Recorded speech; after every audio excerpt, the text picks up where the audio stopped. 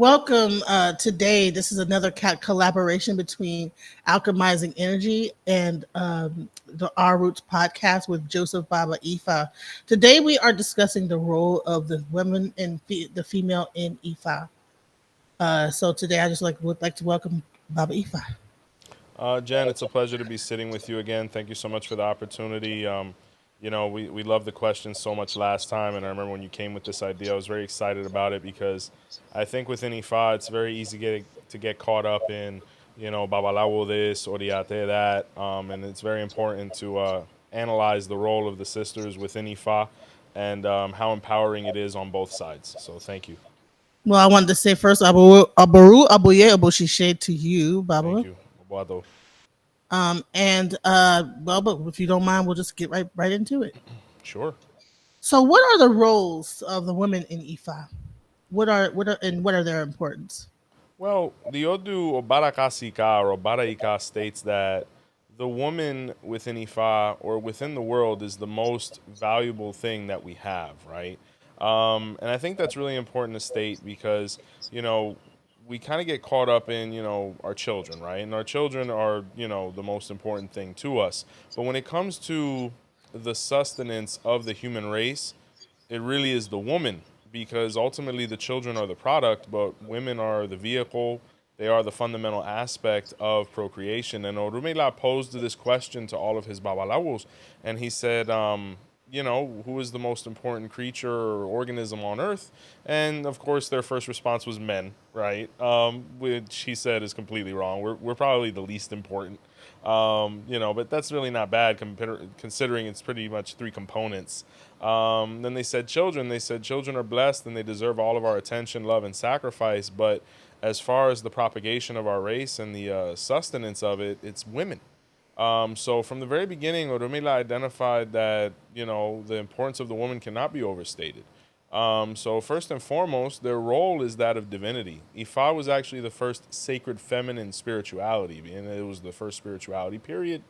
And they quickly realized that women are literally gods on earth, and that leads to a bunch of other interpretations as to why women don't go through certain processes that men go through, right? Such as, at least within our criteria, Yangifa and whatnot within the Lukumi stance. And even possibly a misinterpretation of the role of a Yangifa within Isheshe as well.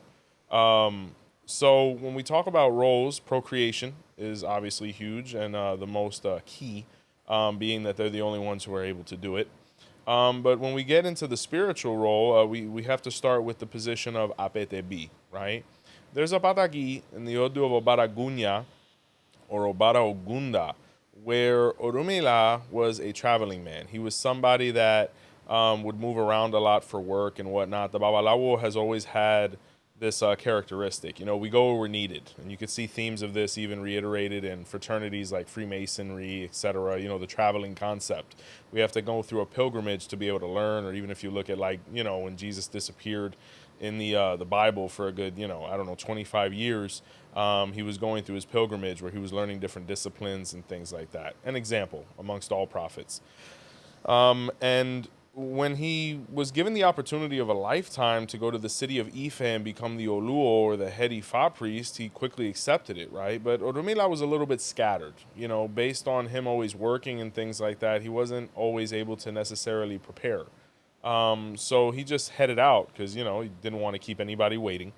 And along the way, a horrible storm happened, and he had to seek refuge in a barn. It says there was a feminine voice that came from behind the door and saw him drenched in water, and he came knocking, and she let him in, right? But it was pitch black and darkness, so all they had was conversation. And they started discussing things, and Odumila, expressed to her he had been given this opportunity. He sincerely appreciated, the hospitality she was providing.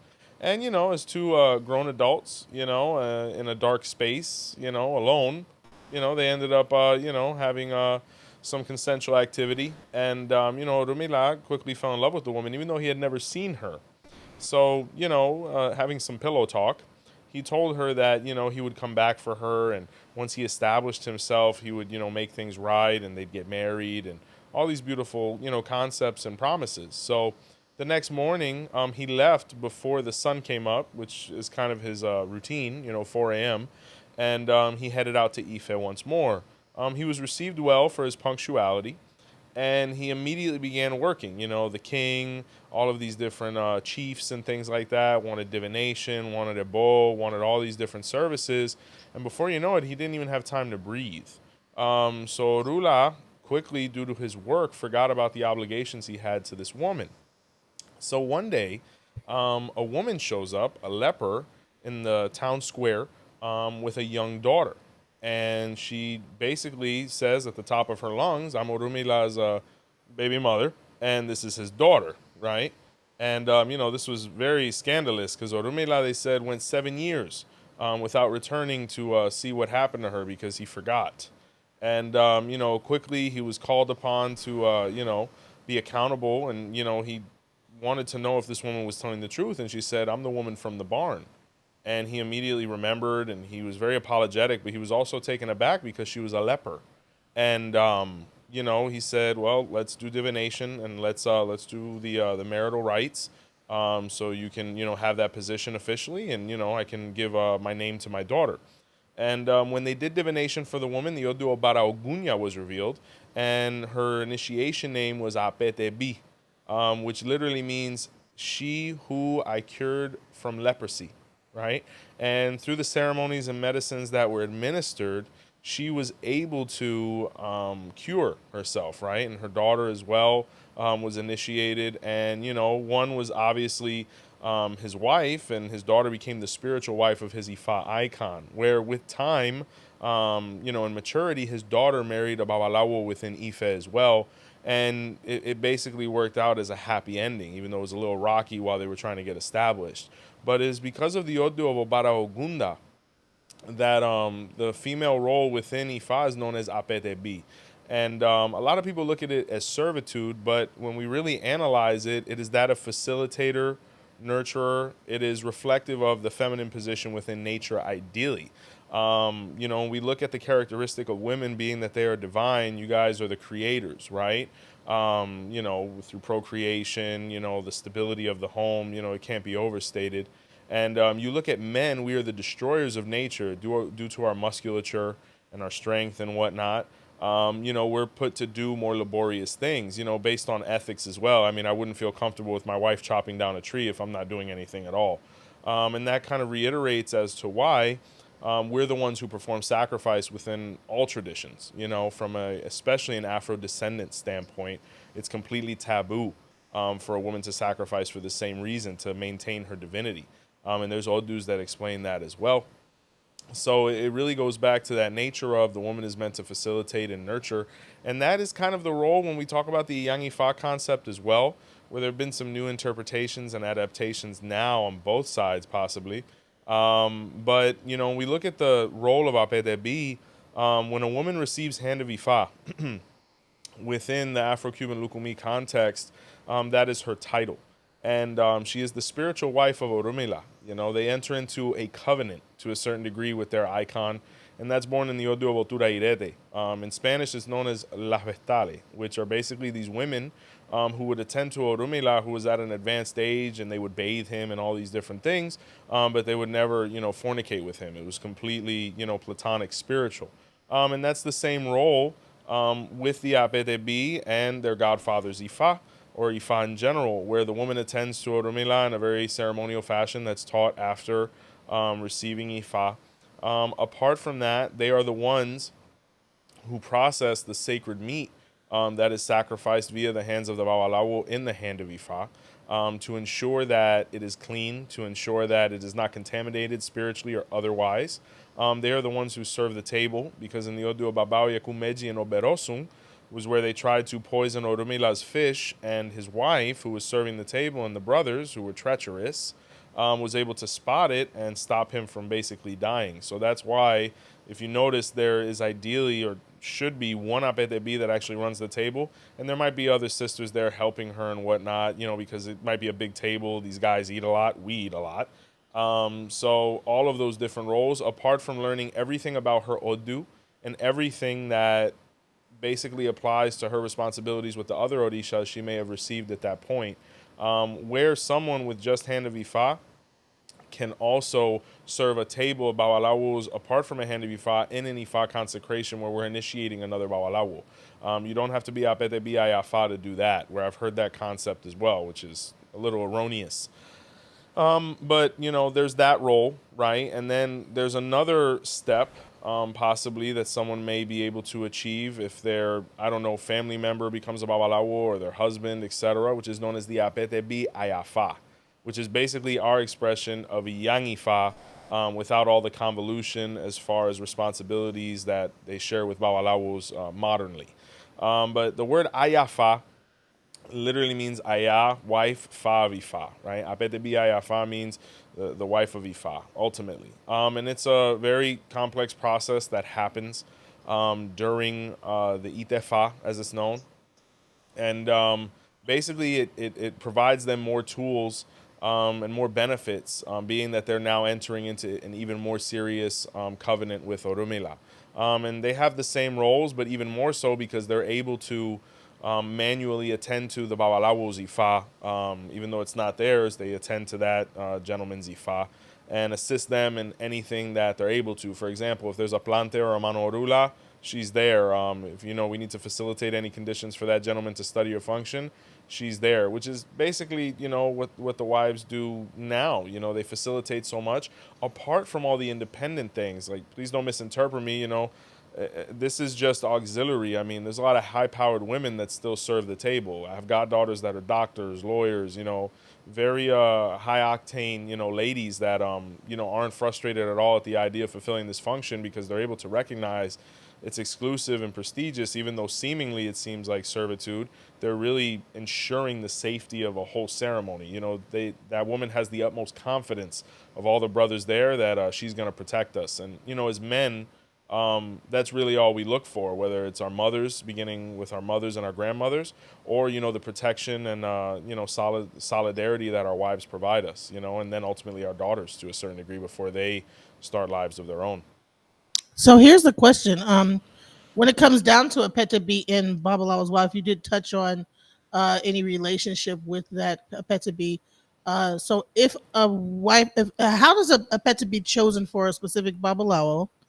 And if that pet to be, if it comes out in the reading that that person is supposed to be that Babalawo's a pet to be, say over time they begin to have feelings for each other, or maybe the Babalawo is attracted to her.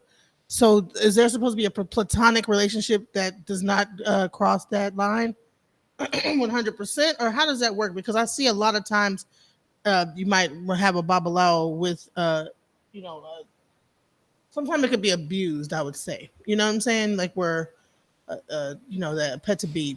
I've seen situations where that title has gotten abused.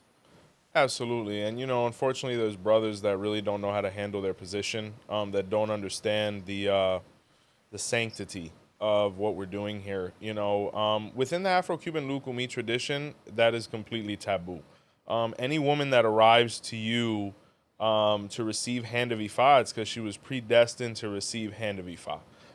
So, an aspect of ourselves from a masculine standpoint has to die to be able to attend to that woman appropriately. If she arrived at your home looking for Orumila, you cannot deny her for any reason whatsoever. And you have to understand that she is to basically die as a, human woman, a worldly woman, and become your daughter, right? So it would be incestuous and completely taboo and sacrilegious. From an Isheshe standpoint, and I'll explain why the Lukumi has that concept and where that really comes from. From an Isheshe standpoint, they have another viewpoint where, Babalawos give Isefa or Orumila to their wives all the time because it's part of their marriage process, right? So they look at it from a much more worldly, romantic standpoint, kind of like Obaragunya says, and that Odu Orumila did initiate his wife.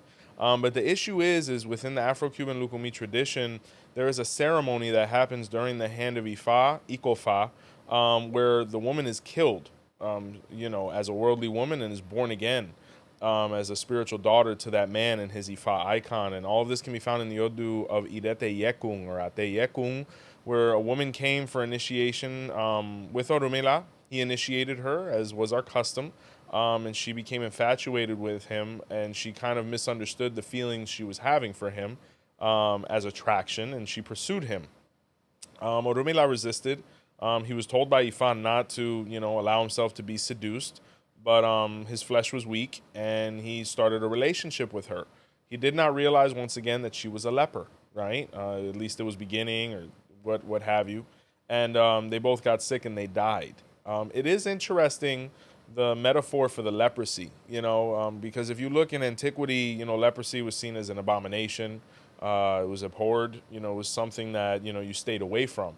So I think that's why the literature utilizes that symbolism for this act or position, because it is completely taboo. So it really depends on your tradition. Nobody's wrong. I've met many Sheshe brothers that, they've done this with their wives and things like that perfectly fine.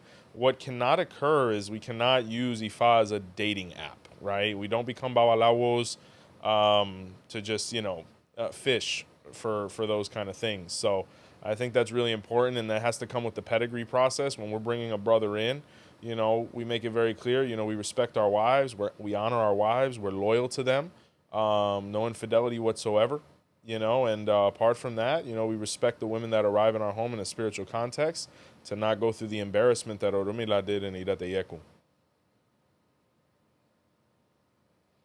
So let's talk about Odu in Ifa. Mm-hmm. One of the biggest things that has come up is that Ia and Ifa are not supposed to see Odu. So I was wondering, sorry, I was wondering like, what is why? Why is that? I mean, if you can, I know there's probably a certain amount of things you cannot really get into, but I know for the most part, whatever you can talk about when it comes down to Odu, that process, and at some part in the ceremony, the woman is, when you're at Ifa, there's like a certain aspects of the ceremony that a woman's not supposed to do. Um, and the main thing is, I know that Odu is considered a womb. So I was just wondering, what is the why can't a female see Odu? Yes, ma'am. So we really have to base ourselves off of the Odu's Irete Obe and Babao Fumeji, or Babao Ragun Meji. And I also want to put a disclaimer that this verse, or Esefa from I Atebe, or Irete Obe, is completely Sheshe in nature. It was actually given to us by our brothers across the sea. And what occurred was, is Orumila had 15 wives. And, they would satisfy him in all ways, right? Whether it was, adult time, whether it was food, whether it was the stabilization of his home. They raised his children. He had daughters with them, ironically. And he was desperately, in desire of a son. Maybe for social reasons, emotionally, what have you. Maybe he wanted to be able to create that relationship with a young man that he created. So he was looking for another wife apart from that goal, to also stimulate him spiritually, because none of his other wives really motivated him towards becoming a better Babalawo. So, the word got out that Orumila was on the market for his 16th and final wife. And Olodumare heard this and invited him to the palace to be able to speak. And he told Orumila that he should consider dating or courting his daughter Odu. And Orumila told Olodumare, he said, look, my wives are beautiful. I'm very blessed. They're good women. But, I'm not just here for a good time. I need this woman to stimulate me spiritually. It's the most attended part of myself. My whole identity is Ifa, and none of my wives really support me in that. And he said, I think you're going to be pleasantly surprised, because she comes from a spiritual home, and I think you should give her a shot. So he took her on a date, and they started going through the garden, or the Ibo, as it's known. The first part of Ibodu literally means grove or garden, and the last part is Odu. So they started strolling through the grove of Odu, as it's known, which is also a pseudonym for the name of the room of initiation for a Bawalawo.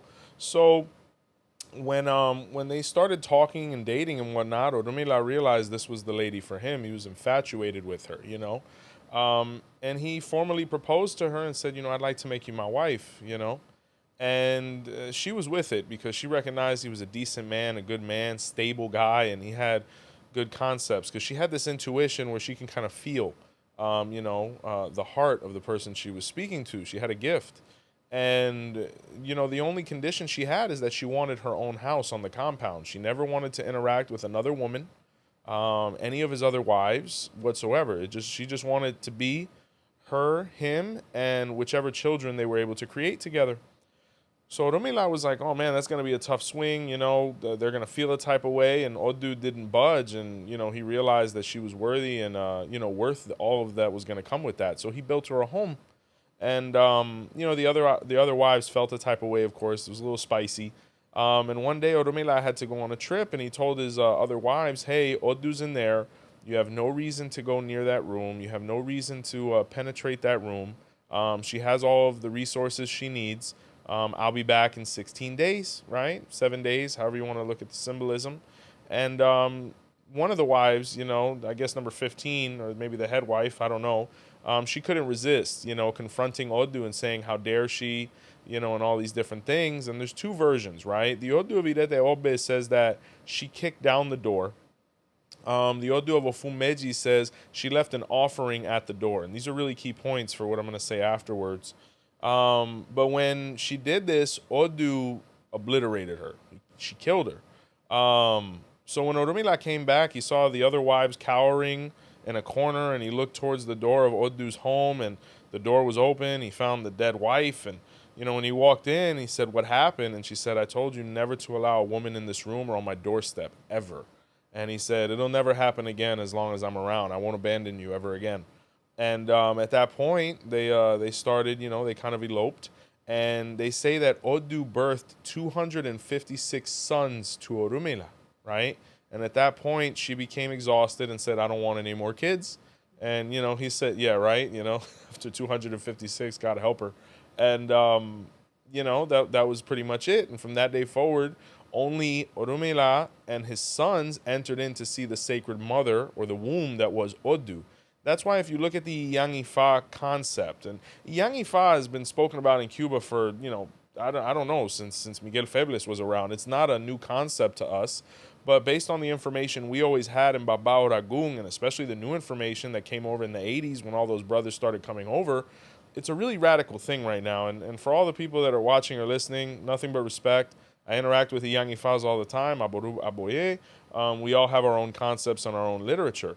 But based on the information that we had and that was given to us, it's completely taboo for a woman to cross that curtain or to even give offerings at that door, based on the way the story kind of played out. Because a lot of people say, well, the Yang Ifa doesn't see Odu, she doesn't go in the room, offerings are made to Odu on her behalf. But if you read and you look at Babao Ragung, the woman couldn't even leave an offering of a plate of food at the door. So women have nothing to do with that door. I even remember one time, we were at Nifa, and there was an older brother there, 30, 40 years, something like that. And one of the Apete B's actually knocked on the door, not to go in or anything like that, but to let the Alawo, or the new initiate, know there was food at the door. And, he pulled her to the side, very discreet guy, and he explained to her all the information I'm explaining to everybody now, and she never went near that door again, So that's the reason why women cannot, see Odu whatsoever. She'll kill them. She wants nothing to do with another woman. And another thing is, I'm not sure where the modifications with this position came from, because I was always under the impression that the Yang Ifa was the wife of a Babalawo who was given, semi-legitimate rights to throw opele to be able to sustain herself in the Babalawo's absence. But if we really look at the, real world interpretation of this right now, when is a Babalawo ever missing from a spiritual situation? I mean, you can't go one block in Cuba, anywhere in Cuba, without a Babalawo being there. You can't go a block in Miami or New York without a Babalawo being there. Africa, forget about it. More than likely that woman's sons are Babalawos.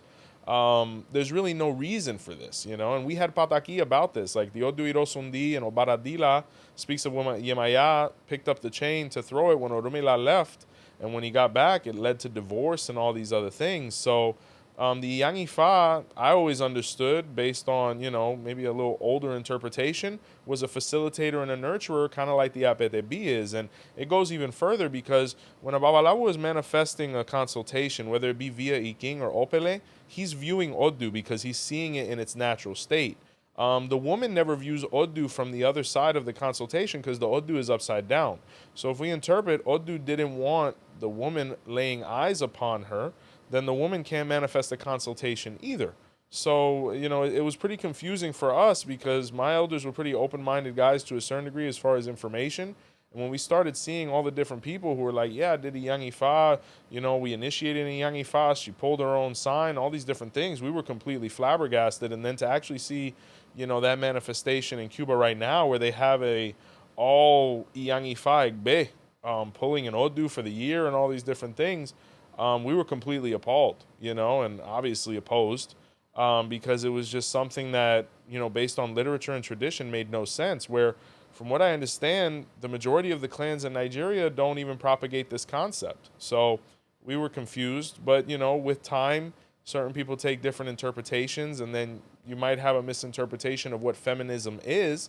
It can be seen as oppressive, like, men do this and, women can't do that. But the only reason a man is allowed to or has to become a babalawo is because we're trying to clean up all this spiritual debt from all the horrible things we probably did in a past life, where women are divine and they are the creators. They have no reason to view Odu because they don't realize that the concept of Odu and the Iamio Shoronga are within them.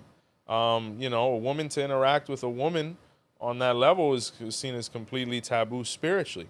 So, all these different concepts are what substantiate us. With respect is always the best way to move forward. So, I'm not here to necessarily debate with anyone because I don't think my viewpoint is going to change anybody else's viewpoint or vice versa. But we always, fundamentalize ourselves and stand upon the literature that was given to us by them and by our ancestors, which are ultimately one and the same, which would make sense because it says the same thing. So, how are male and female relationships, marriage, dating supposed to look in Ifa? Polygamy, is that the norm in practice? Why and why not? And what about the age? What age is acceptable to marry in Ifa? When you talk about something like love or romance, I don't think spirituality should over influence that interaction. A healthy romantic interaction is natural, it's euphoric. When I was first dating my wife, even though we met because of the religion, regards to the spirit of my father-in-law who passed away, I actually met her at his funeral rites, his onkras. We didn't really allow spirituality to over influence that. I mean, I was about Lao, she has Oshun done forever. And we kind of just went with the flow. I mean, spirituality didn't necessarily come up because we wanted it to be a natural interaction. We had been friends for a while before we took that step. And, as far as polygamy, the worst thing that could be done is trying to parlay a spiritual position into anything that could provide any romantic benefit that is unethical, in my opinion. I mean, you hear some brothers, unfortunately, whether it's Bawalawo or Orisha brothers. No, the Orishas had multiple wives. Orumila, had a bunch of women. Shango had a bunch of women. And, they use this as an excuse to be unfaithful or unethical. And there's nothing more atrocious than that because all it does is sully our position and our prestige within our community. Orumila did have multiple women, but he was married to all of them. And he got permission from the first wife to have the second, the third, fourth, the fifth, 15th, the 16th. And, whatever adults want to do to be able to express themselves or create that tribe and help raise healthy children, I mean, there's no reason to judge. I mean, me personally, I'm somebody that likes to focus. And I just, I love my wife entirely, and I really wouldn't, personally want her to share that throne with anybody. Other people have different concepts. But all of it's to be respected as long as it's done in a healthy, ethical, and sound fashion. But polygamy is accepted as long as it's done correctly. Are you able to provide for all these women, brother? Are you able to provide for all of your children independently? Like, are you able to each give them a home? Are you each able to, stimulate all of them? I don't know.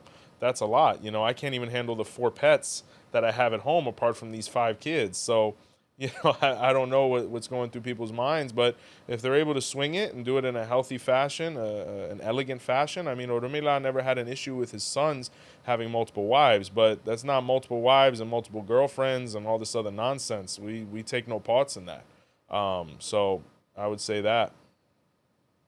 Should a Olorisha date outside of the priesthood Same with Babalao. Like, say if you're because it seems to be that even when you get married, you somehow bring your wife into that because of the ENE, that role of that ENE5 that works with the Babalao. Hmm. I'm not sure if it's something similar for Olorisha. Um, I say I'm with I start dating a Christian. I mean, is it better? Is would you say that it probably would be more better to date within the religion in the priesthood, or is that acceptable to date other religions? It's acceptable to date other religions. It's much more streamlined if your partner practices the same thing.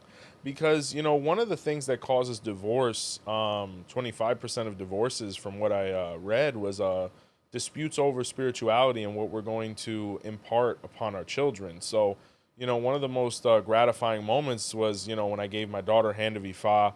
And even more gratifying was the support that my wife gave me, and just knowing that I could do whatever I want spiritually for my daughter and never have to worry about someone feeling ethically opposed.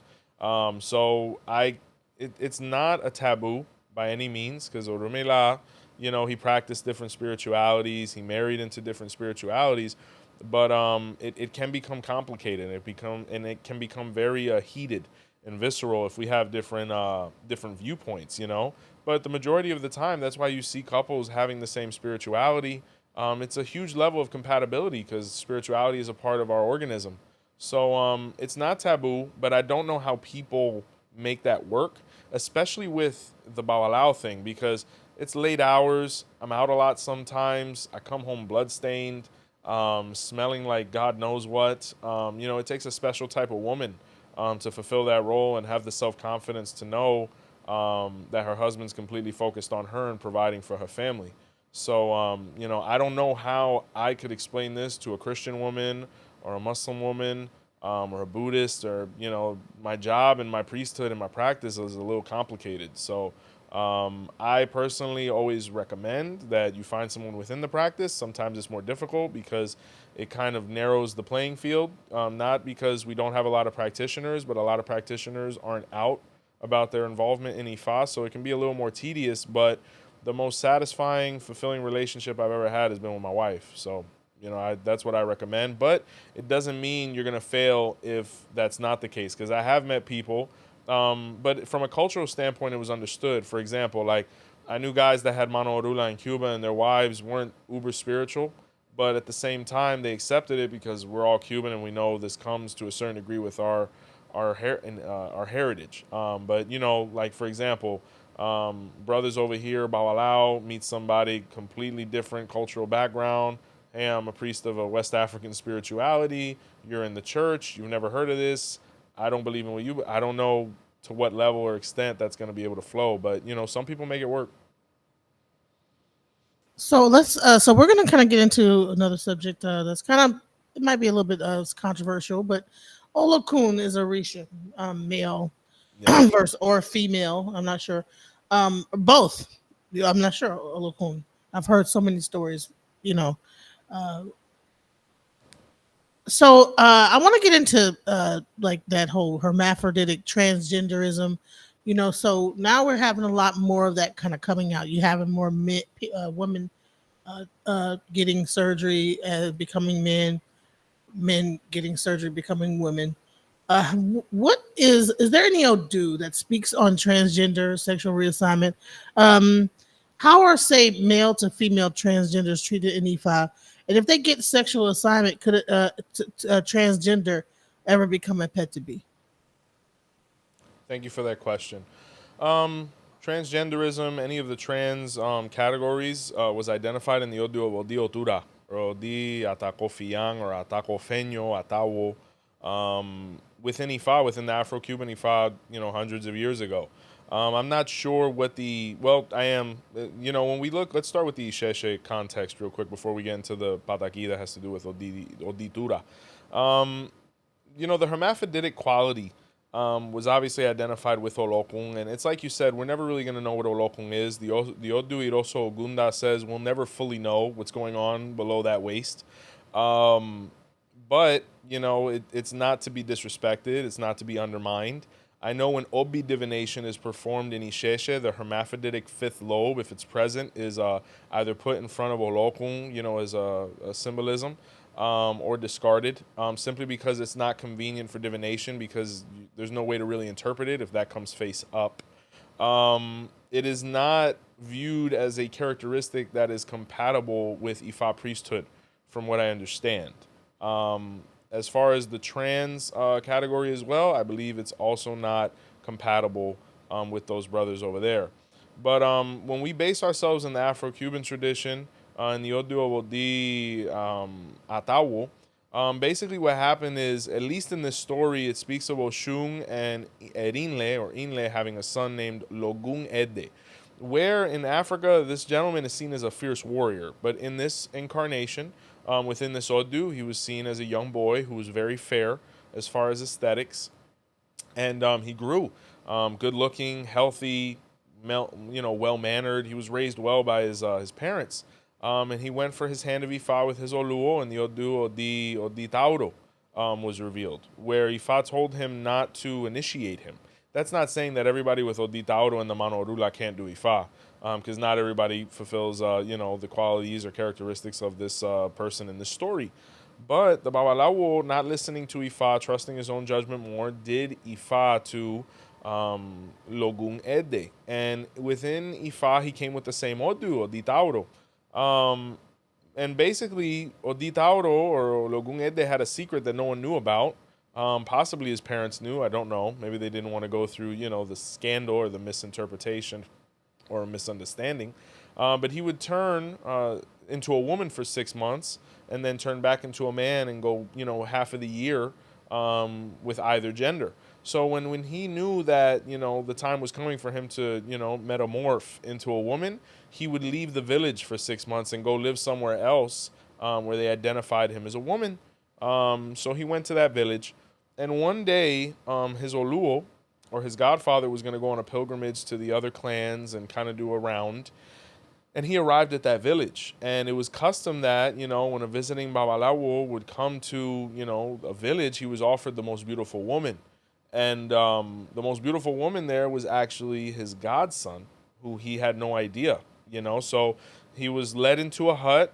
The woman was there, his godson as a woman, and they fornicated, right? But ironically, at that moment, the 6 months was coming up, and he woke up next to him as a man. So they kind of looked at each other like, oh my God, what's occurred? Logun Ede explained what happened, and, they went through the greatest shame when they left the hut together. And that's why in that Odu was identified that, we do not initiate any of the trans categories as Babalawo, right? Because on one behalf, if you were born biologically as a man and you transition into a woman, it's not because you want to fulfill any roles that are associated with masculinity, ideally, because you've changed the gender to identify with your inner gender, right? However that's termed. And if you're born a woman, you don't have the spiritual DNA or chromosome to go through Ifa initiation anyway, from a priesthood standpoint. So when it comes to the hand of Ifa, me personally, within my establishment, we go by the chromosomes and spiritual DNA that you were given at birth, right? So if someone was born as a biological woman and they've transitioned, perfectly fine. But the process that we're going to take you through is the feminine process, because your iking, your things that you're receiving, is going to respond to your biological makeup, which is no debate there. So as far as the men that, transition into women, same thing. You can receive hand of Ifa, but based on Oditauro, you cannot become Babalawo. As far as how people dress and things like that, if you've taken the steps and you've invested the money to be your true self, kudos to you, and that's strength. But at that point, as far as how you choose to express yourself, from a fashion standpoint or aesthetically, we really don't interrupt that. I'm not going to have somebody who has taken all this efforts to identify as a woman, wear pants during ceremony. I wouldn't do that. I just feel like that's undermining to a certain degree. Because at the end of the day, if we look at the initiatory clothes in Africa, everybody's wearing a white blanket anyway, so there's no gender there. So there's no reason to undermine people, especially when they've worked so hard and gone through so much hardship and obstacles to be able to be their true selves as they view it. So that's Ifa's interpretation of this based on scripture and my personal opinion and practice. Okay, and so to be clear, so a transgender male cannot become a Betsy B, and a transgender female cannot become a Babalao. Absolutely not. It's completely based on how you were born. Okay. So let's get into a little bit more deeper. How does Ifa deal with sexual abuse, trauma? How does the community deal with people that are deviant in sexuality based in Ifa teachings? How does the community deal with child molestation? Very, very strong theme there. Um, Ifa views people who partake in this as beneath animals. Anyone who expresses themselves this way or delves into that behavior, Ifa does not recognize them as human. When we look at the Odu about Bayi Wori Meji, it was where the wolf left his children in the care of his brother, the hyena. And the hyena was a glutton, and he was somebody that would eat without measure. He had no control whatsoever. And he was mischievous, and he was somebody that was treacherous, you know. But his brother, out of fraternal love, would ignore his shortcomings to the point where he trusted him with his children. Um, the hyena couldn't resist the temptation of taking advantage of somebody that was helpless, and he devoured his children, his brother's children, or his nieces and nephews, and buried the bones in the backyard. When the wolf came back, the hyena said that his children had ran away, and he had no idea what was going on. And the wolf had this inkling that something was up. He went to visit Orumila. The Odu Babai Warimeji was revealed, where Ifa said he needed to make sacrifices to the earth to be able to take the curse off. And when he opened the hole, he found the remains of the hyena. Not the hyena, his children. And when he looked at the hyena, they attacked him and they devoured him and they ripped him to shreds. And that's why till this day the hyena eats the bones to not leave any tracks behind. But Ifa says that anyone who hurts children awaits the same fate. So there's no place for you here. And that's that. Whether it's children, whether it's women, the innocent. This is one of the 16 laws. We protect the innocent, we help the innocent. This is completely unacceptable. So Ifa loved children, he loved women, and he believed in honor. So anybody that is going through anything, as far as from a mental state or a debilitative state, please seek assistance, but never fall into this dishonor, because there's no place in heaven for you. Ashe, Ashe. So, the reason why I brought that up is because I was supposed to do a debate, right? With the on about the Torah versus Ifa, which is more practical for society. And I wanted to really touch on some of the issues that are going on in society, because I feel like Ifa is very practical when it comes to that. The most Um, practical, yeah. Yes, the most practical. And so I wanted to show that it actually deals with really with every issue you could think about. Um, so I really wanted to talk about well, that debate got blocked. The ancestors blocked the debate. It's not happening. Oh man, shame. So I still wanted to really get into how when it comes down to mental health.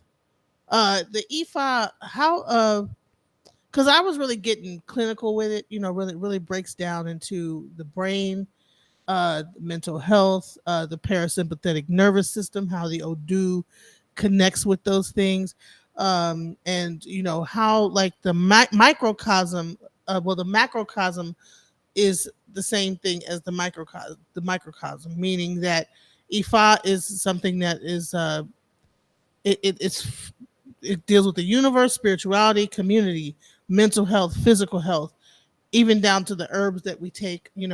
So I wanted to talk about how holistic Ifa is when it really comes down to treating a person, because of the fact that, like I said, we might have trauma, we might deal with abuse, and how the Babalao and the Olorishas are within the community, are able to help with trauma. Because people are coming into this, a lot of people are not coming into this, as children.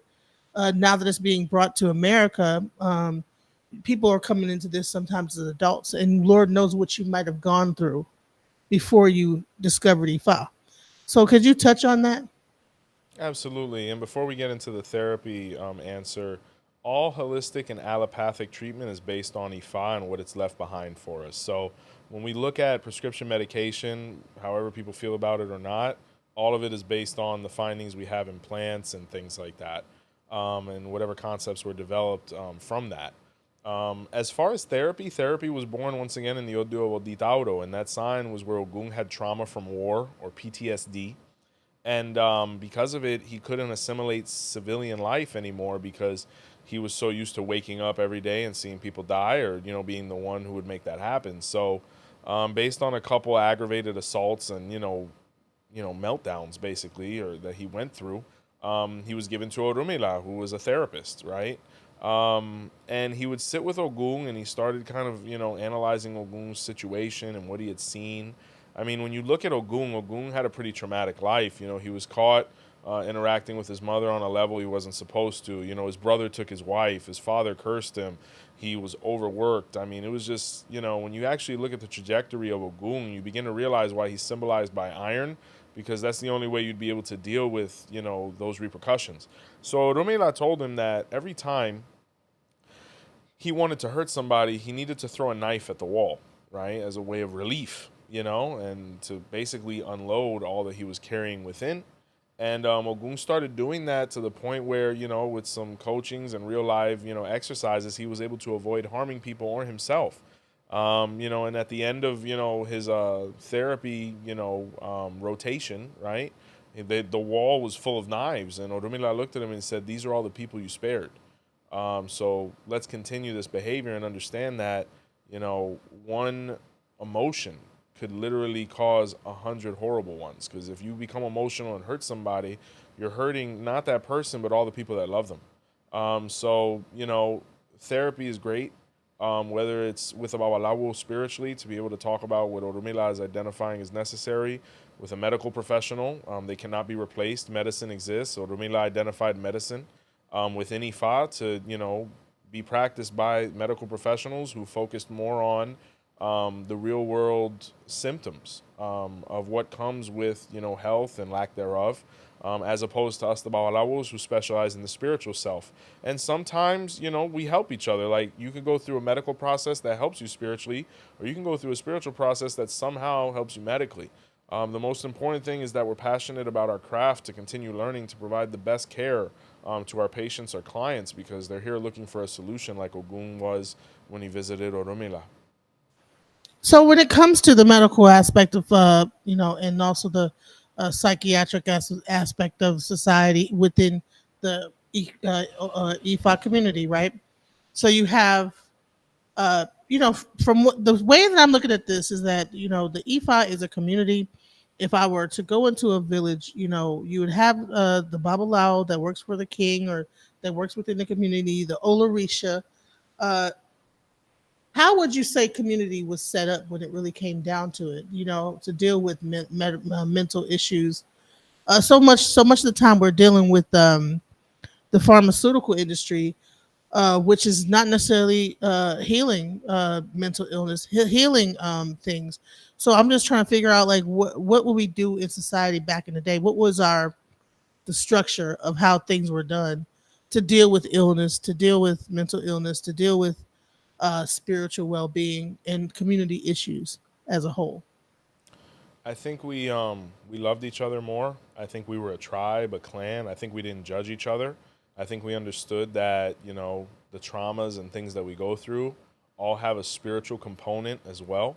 Not saying that that should be the sole focus if someone is going through an episode, but it is to be taken into account. There are energies around us at all times that can influence us positively or negatively.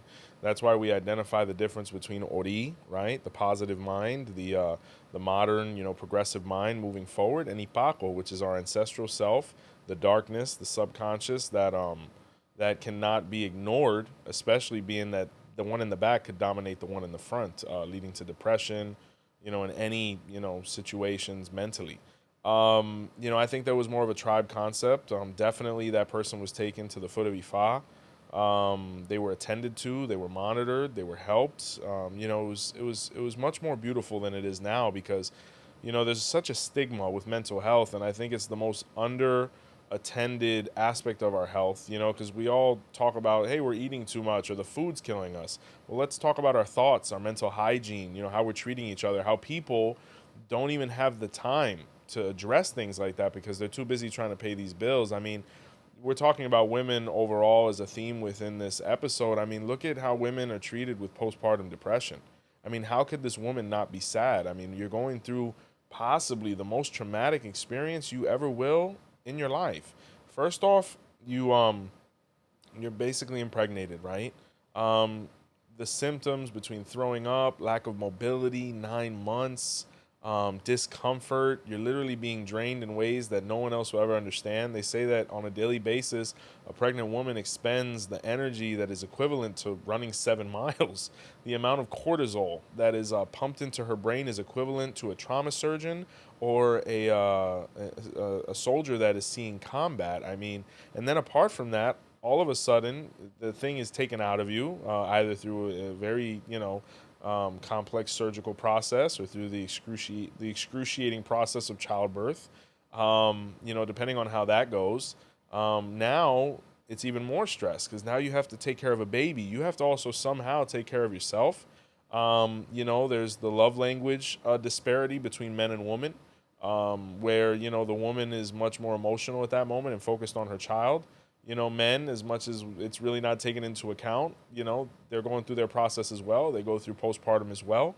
There's a lack of intimacy, all these different things, and just from the very beginning, this is why most marriages collapse within the first 2 years of childbirth, because you have to have a strength and a support system and a love that is going to be able to, withstand the onslaught of obligations, and what women go through. Most importantly is really horrible because imagine you're in a situation, we're very blessed, from an entrepreneurial standpoint. We, for the most part, handle our schedule. But imagine two parents that are working 40 plus hours a week.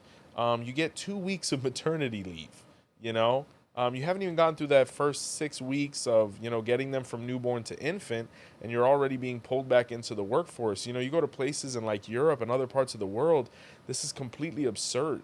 They're given months, years of maternity leave, full pay, all these different things. And you begin to realize the social health of those nations is far superior to ours. I mean, we're the wealthiest nation on earth, and we can't even give mothers a couple years off, So where is our money being allocated to? Where are we going? And to be frank with you, you have to begin to wonder, is there something in place to cause the implosion of our community? Because if mothers are not able to be there and nurture, if fathers are not able to be there and nurture, or at least be able to work in a way where they're not worried about what's going on at home, the child is going to suffer, and we're seeing that. We see that now. What motivated that young man to shoot up that school? What motivated that woman to, have an episode, and kill her child? I mean, we're going through horrible things that we just ignore, and in Africa that never would have happened, because it would have been taken so seriously. It would have been handled right there. That's why all these crazy things are happening now, because we really don't pay attention to it, because we don't have time, because we're trying to, deal with interest rates and buy milk. You know, I'm glad that you really got into like current events. So, recently, P Diddy, Oh he God. Oh he God. Sure. was known for kind of beating up Cassie in the hotel room. Yeah. Abuse, physical abuse. I'm not sure exactly what it really comes down to. It about is physical abuse even acceptable in the IFA? Like beating it, like if your wife is smart to you, is it okay to backhand her or beat her down? And then you had go into what I'm finding out is that when they talk about these parties that he had, they're trying to almost say that they were voodoo rituals. That Oh he God. was, he has a big tattoo of I'm not sure what the saint on I think his it's back. Dontor, the Black Saint Barbara, or something like that. Yes. So now they're bringing now more and more of these our practices, even voodoo practices, Haitian voodoo, are coming into the limelight in a negative way because you have this guy who is abusive and abusing. That's why I was wanted to get into like sexual deviancy, where you got all this type of crazy stuff going on. Sure. These f off freak. Ifa freaks offs, and and things like that. And then now you get into how abusive men have become recently over time. You've got the red pill energy going on. What is it that Ifa says about like this kind of environment? What's going on right now when it comes to male and female? How it almost seems like there's a divide between men and female. It's almost like the that whole red pill energy has seeped into our community of like kind of like this domination of women and hatred towards women, almost to the point where I don't even see I see less and less relationships even being viable anymore. Sure, and the reason I smirk isn't because I'm taking anything less than serious with that whole situation. It's just you see so many things on Facebook, and it's hard not to let those things pop into your mind. I'll start with this disclaimer: as an adult man, a father, a provider, a priest, someone who has been able to construct a reputation of high integrity. I'm very wary of immediately believing anything I hear or jumping on another brother as far as an opinion because I don't know what's going on. I don't know Sean Combs. I don't know anybody that's associated with him whatsoever. But I am weary as an adult man to ever, jump on a bandwagon when someone's being accused of something, especially heinous, because, what's stopping people from accusing me? What's stopping people from me being judged? And the propaganda making it difficult for people to even be able to present a case that they're able to defend themselves. The supposed evidence looks intense. It looks somewhat, corroborated, but I'll never know. And I mean, as far as what he's specifically going through, I couldn't have an opinion. But I will say that someone who is in a situation where they're guilty there, Ifa is completely opposed. Whatever consensual adults do, whether they're ashamed of the actions afterwards or beforehand, that doesn't take away from the fact that it was consensual. So we really don't know what's going on there. But I will say that the weakest action that a man can take is raising his hands to a woman for any reason. You see videos now of a woman punching a man and the man punching her back. I'll be frank with you. I was raised by a very strong woman. My grandmother used to slap the hell out of me. And I've been taller than my grandmother since I was 6 years old. I'm 6 feet. My grandmother was like 4'11". There was never a case where my grandmother smacked me in the face that I even thought about that. Because we're meant to be bigger and we have a different musculature because we're meant to be above those things. Now, that's my grandmother. Now, I think in marriage, no one should be raising their hands to each other. But let's say, a woman's going through postpartum. Let's say a woman is pregnant. Let's say estrogen is out of control. All these different things. There's this new wave now where men think it's okay to engage or, even lift their hands when a woman says something he doesn't like or something, demeaning. To be frank with you, she's not herself, brothers. You gotta be bigger than that. You gotta be stronger than that because this is why the divorce rate is so high within those first 2 years. But ironically, the people that are able to make it through that, the gentlemen that are able to have thick skin like God gave us, you have these beautiful, long-lasting relationships. We can't even fathom what that sister's going through. We just need to be there and support and not make it about us because at the end of the day, no matter what she says or what you feel like doing or whatnot, you have procreated with this woman. You have an obligation to her. She has an obligation to you. You have an obligation to your children.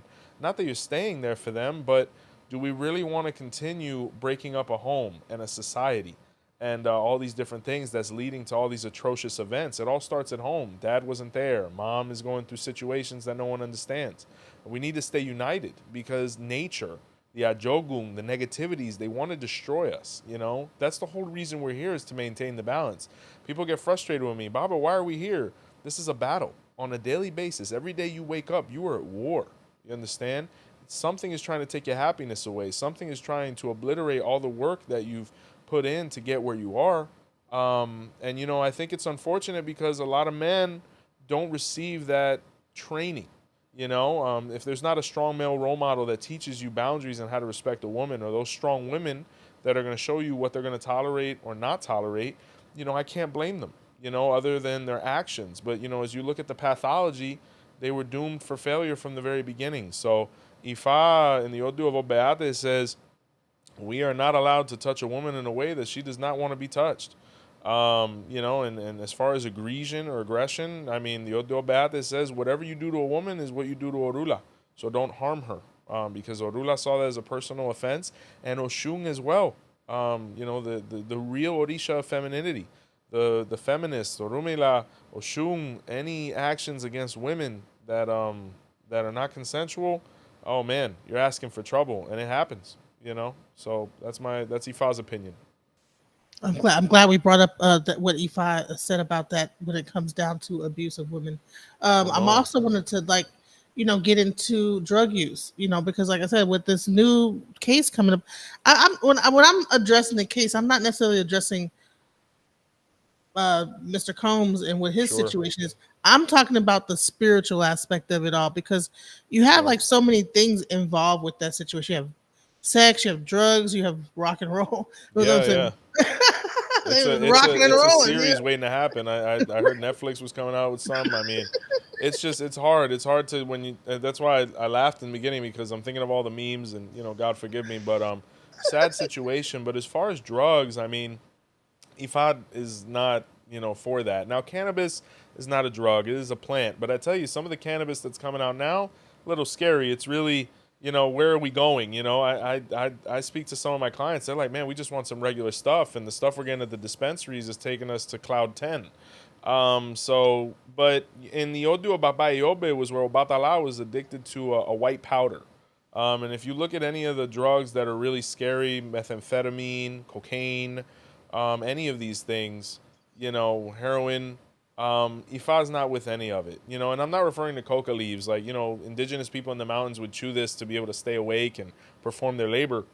But it's just seen as not, especially because you look at like the 80s, right? People, utilizing cocaine and things like that. Even heroin was seen as a social drug in the 70s, in New York. But it's just not conducive or convenient to a healthy life, even if you're functional. It's not something that is really going anywhere. And then Eobe was where Obatala cursed all the white powders, except for the efung or the cacaria. He said this is the only one that we could utilize to get spiritual benefit from. And he, cannabis, he wasn't a fan of it, but Eshu was, and Shango was, and Orumila was. And Olodumare said just, use it in moderation, just like a cigar, just like a coffee, just like, red meat to a certain degree, like, everything in moderation. So it's just seen as a luxurious habit that can get out of hand if you don't know how to handle it. But drugs are a big no-no.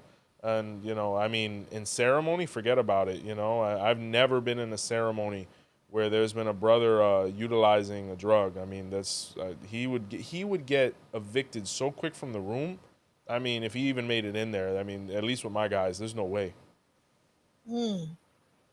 Yes, it sounds like you should. I mean, you should be sober of mind when you're doing a ceremony of I mean, somebody else's mind. you're revealing a destiny. So if you're under the influence and your OD is not well, how could you facilitate the revelation of somebody else's? I mean, whether you're receiving, whether you're practicing, or providing the service. I mean, there's no way that that's compatible. Orumila was never under the influence during ceremony ever.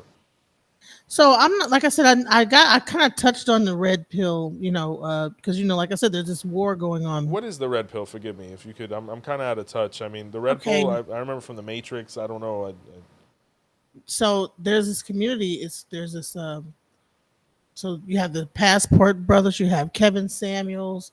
You have the incel movement. You have Jordan Maxwell. Like, and a lot of it is basically like really going against women and kind of pretty much like basically uh, complaining about like how women are and that I mean, it's pretty much the hatred of women. I believe it's like I mean, if you really watch it, you have this thing called Fresh and Fit. Now, the guy Myron, he's from the Sudan, and he has a partner from Trinidad or Barbados, and they basically used to get online and basically just complain about how women are, we, especially Western women, that we just everything negative they think you could think about a woman. I mean, it's just the most negative thing.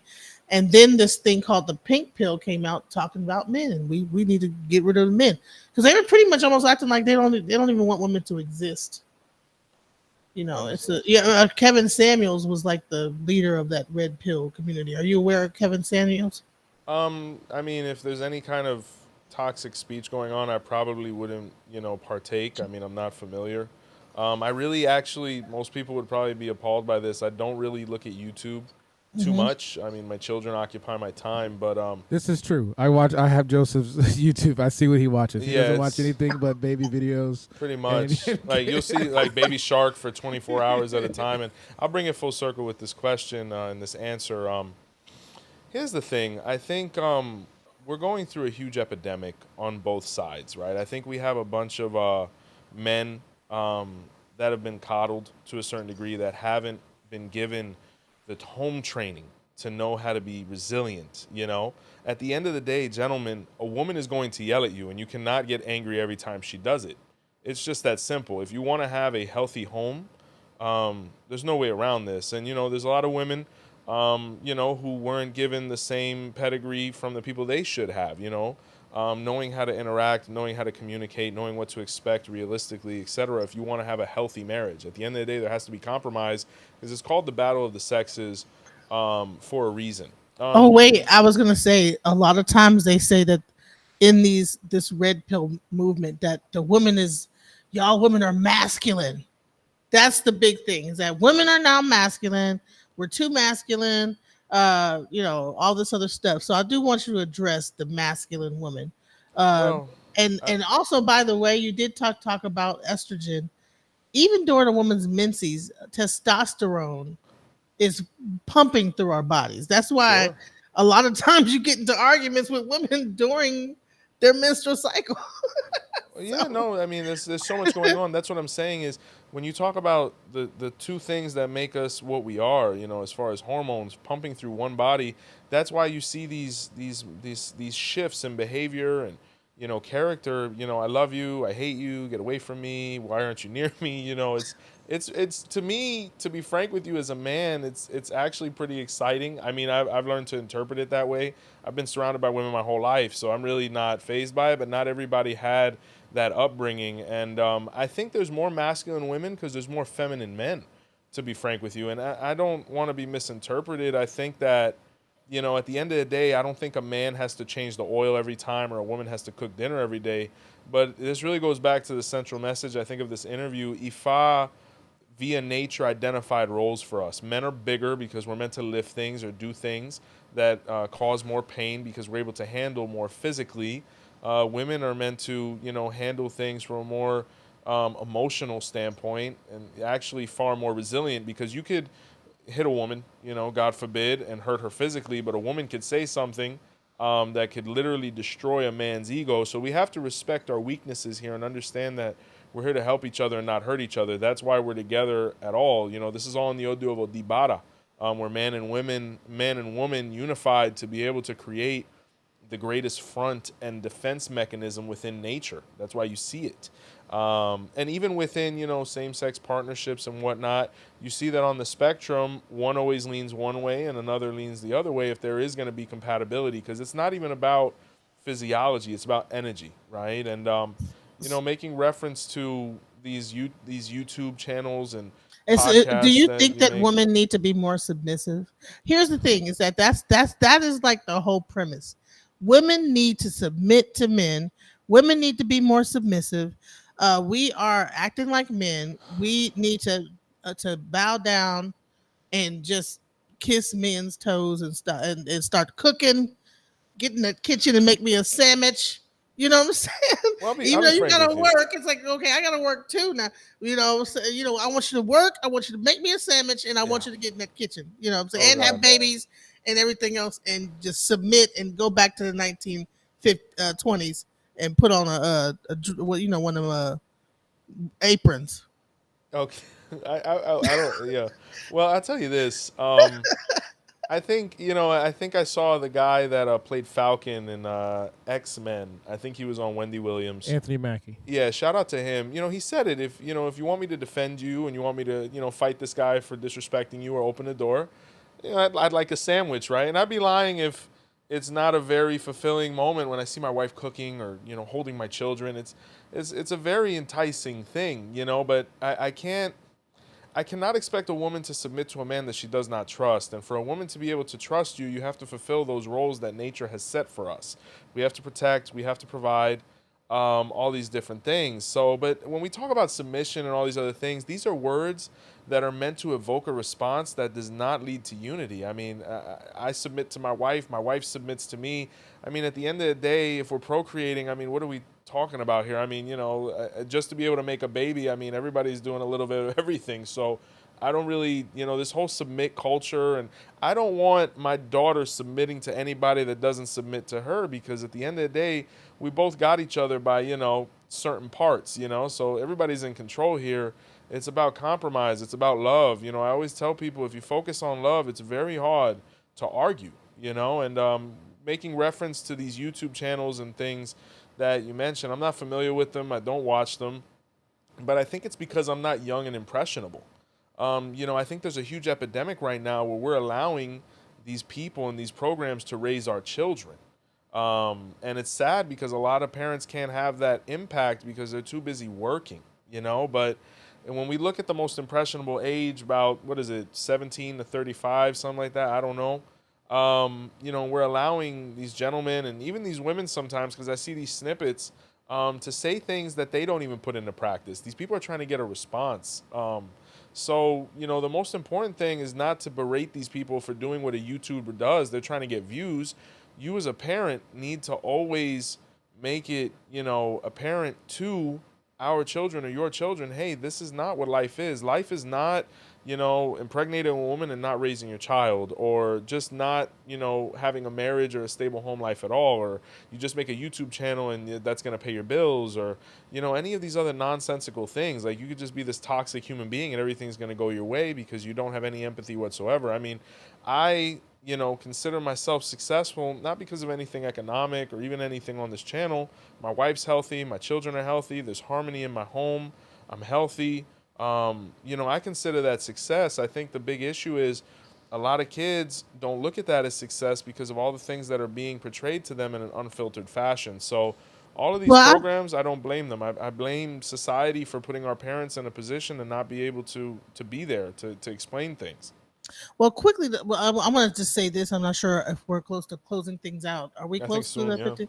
All right. So, I don't think it's just the internet. You know, I think that now with the Western society being the way it is, even in, I think, Iraq, like, or some parts of, like, the Middle East, they're starting to crack down on even women being able to, I mean, show their face. If they, women can't even come outside. You know what I'm saying? Like, they are beginning to really, I think, because they're starting to feel like a loss of control, because of what a lot more women are becoming educated, and the I guess the patriarchy. I don't know. They're starting to feel like a loss of control, like those patriarchy kind of societies. Like when you get into, like, uh, the Middle East and things like that, that they're starting to really crunch down on the women to make them that they can't even go outside. If they're seen outside, it could be horrible for them. Like, they could, like, get acid thrown on them and all type of things. And it's like a battle going on. The internet is just a microcosm of what's going on in some form outside, in society, where men are feeling a certain frustration because of the more that women are becoming liberated and educated, the more they're feeling like, no, we need to go back to how it used to be. And now there's, like, this battle of, well, you want us to go back, but we're free now. We have education, we have jobs, we have these things, and now you have the divorce rate that's going up. And I think that there's, like, a battle. Does the Odu Ifa have anything that talks about that? Even does it predict, like, or does it talk about any kind of, like, battle that would happen like that, where women become liberated, and then the male is fighting to get back equilibrium? You know what I'm saying? Yin versus yang. I know in Taoism they talk about when Yin is more powerful than yang, and then yang more powerful than yin. So especially now that we have a female president that might be coming into office, may or may not, I'm not sure. Um, that switch up in like the power structure. Um, I'll say this before we get into Odu. I think only weak men are afraid of strong women. I think only weak women are afraid of strong men. And it might not be their fault that they're weak. Um, I'm not in competition with my wife. Oromila was never in competition with any of his wives. We have to understand we're a team. You know, we're not meant to sleep next to an enemy. You know, so those things have nothing to do with Ifa as far as conceptually. But you know what is interesting is you mentioned these other regions and how they're spiritually influenced, you know, whatnot. It really comes back to how progressive Ifa always was. There was never a scripture where a woman was subdued. There was never a scripture where a woman was you know, limited. You know, from the very beginning, the female Olorisha ran things. You know, when you could even look at a cult such as the Iamio Shoronga, you know, where we're lucky if we even make it in that room as men. So, Ifa was the first progressive religion in all accounts, whether it was racial unity, whether it was equality, um, you know, from between the sexes. I mean, the Odu of Dibara, and I think this is a funny way to bring it to a head, is you know, and this sign was where the men were going to invade the women, the land of the women, right? And they both went for divination with Orumila, and Ifa told the men to perform sacrifice to not, you know, lose forever. And they didn't do it because they were big and brolic, and you know, we're gonna obliterate them. And he was like, okay. And the women were told to perform sacrifice to basically have men working for them for the rest of eternity. And the sacrifice was with food. So what happened was is when the men went to lay siege to the female state, they had a nice wall, kind of like Troy, and you know, they really didn't calculate things. They didn't have a lot of food, resources, water, and the women were fully stocked because they're organized in a very different way than we are. And when they were about to die from hunger, the women were like, "Hey, you guys hungry?" They're like, "Yes." "Are you thirsty?" "Yes." "Do you need medicine? Are you dying?" They're like, "Yes." And they said, "Well, we're going to open the gates for you. Each of you is going to go with one of our different, you know, ladies, and they're going to help you, right?" And the men are like, "Oh my God, as soon as they help us, we're going to kill them all." And as soon as, you know, let's say one gentleman went into a house and, you know, he was fed, he was bathed, he was, you know, he received all of the courtesies, all of them, you know, he kind of lost the desire to go to war. You know what I'm saying? He's like, you know, they're all right. And he said, you know, how can we make this work? She's like, just help me facilitate this home. Help me raise this baby. You know, understand that we're not your enemies. We're not perfect. We're not always going to do what you want us to do or say what you want us to say, but we're worth it. You know what I'm saying? And I think that's the resounding message. We're in a time where no one wants to accept anything. We just have to accept what is. Orumila accepted this. He understood the dynamic of nature and how things work. Men do things that women don't like. Women do things that men don't like. But that doesn't mean we need to divorce. That doesn't mean we need to go to war and hate each other and undermine each other publicly as a community, as a species. I mean, we're just, and all of it really comes down to money and influence, because a lot of these people who say these things don't believe it either, but they know how to rile people up in a way towards whatever agenda they're trying to, you know, impart subconsciously, and it's destroying us. That's why we have to hold on to the old. We have to hold on to the things that were before all this propaganda and outlets, because Orumila knew the secret. He knew the way to a successful home, which is all we're really trying to construct, to have a good memory before we leave someday, you know. And there's nothing worse than dying alone, you know. And honestly, if you're unable to handle, hey, someone doesn't flush the toilet sometimes, or maybe they didn't clean it that well, or you know, a little dispute, I mean, that's what awaits you. So we got to find peace, and you know, there's no reason we can't. We've been doing it forever. So, So you know what? You're in Florida right now, and I know there was a oh hurricane. yes, You know, right now we have a lot of people talking about, you know, that the weather's being manipulated, and you know that a lot of like yeah. really scary like sized hurricanes are coming into the region. I really wanted to, you know, see how I mean, did your area get hit at all? Well, Are you okay? Yeah, no, by the grace of God, me and my family are well. We didn't even lose power. I'm from Miami, but we eradicate in Orlando. There's a It lot of babalaos in Florida. I mean, Oh God, have yes. everyone been checked on to make sure everybody's okay? A lot of Um, babalaos in Florida. I know all of my guys. My godsons are good. All of the gentlemen I'm affiliated with are good. I mean, we would have heard something by now. I haven't heard of any brothers passing away. I know some people did pass away, which is horrible in general. You got to wonder what could be avoided and what can't be, because when you see videos of people surfing in a surge, it's like you're playing with your life. But I don't think the IFA practitioner is going to be doing that. Hopefully, but it came from the Gulf. I don't know. You hear a bunch of conspiracies or hurricanes being created. There was a crazy conversation at the barbershop this morning. I don't know what to believe. I know, we had resources and, we're okay. I heard Tampa got hit really hard. My regards to all the brothers and sisters that are over there, because we have a huge community there. As far as weather and things like that, I mean, Olokun has a huge part to do with it. Obviously, Oya, like I'd never seen a hurricane, a tornado in Florida before, like what I've seen last week or a couple That days was ago. great. How many tornadoes was? Oh, y'all was It tripping. was it was it was 121. it's terrifying. What? Hurricanes are nothing. 121. Terrifying. You wanna know terrifying? That's how you know Oya is nothing to play with. When you see a tornado begin to descend upon Earth and find its counterpoint and start moving, it is the most terrifying thing. They're like, run, why didn't you run? You're just in awe of that woman moving her skirt, which is basically, that's why Oya dances in circles and all these different things. She's terrifying. That's your guardian angel, not mine. You know what I'm saying? Yeah, yeah. Hey, listen, I We used to love her. have dreams of tornadoes, and I live right. I had a tornado hit my house and They were like, knocked down my Padrino. trees. They said, Padrino, what do we do? I said, light two brown candles or wine colored candles to Oya and hide. That's all we can do. There's no bowl Right. or anything for this. Get some toilet paper and And some water.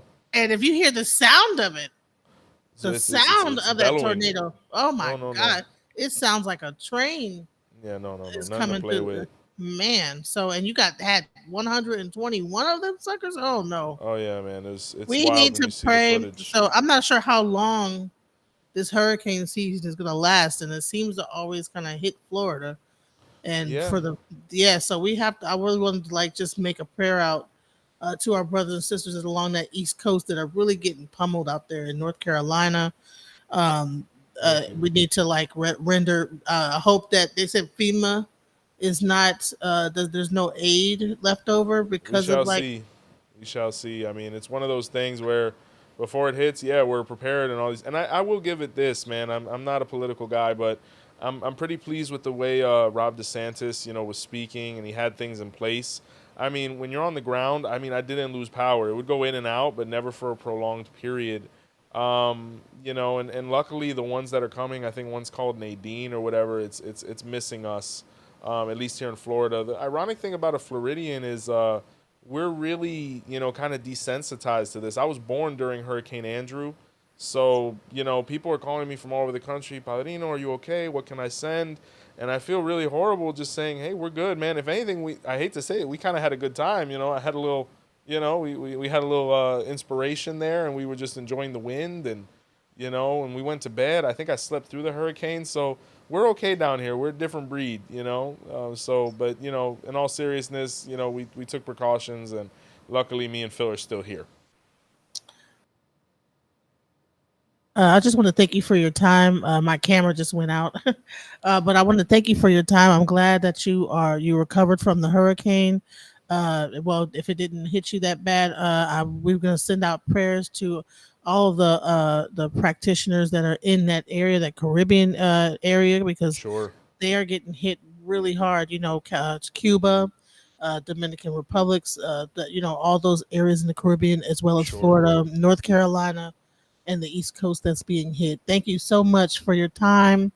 And Abaru Aboyo Boshishe. Thank you. Ashe, Ashe, Asheo. Appreciate you. Obuato, Genesis, thank you so much for the opportunity, another opportunity to speak. Thank you for your fabulous questions and themes, and hopefully we can do it again. My regards to everybody. Botanicacandlesandmore.com is up and running for all your product and service needs. We do ship.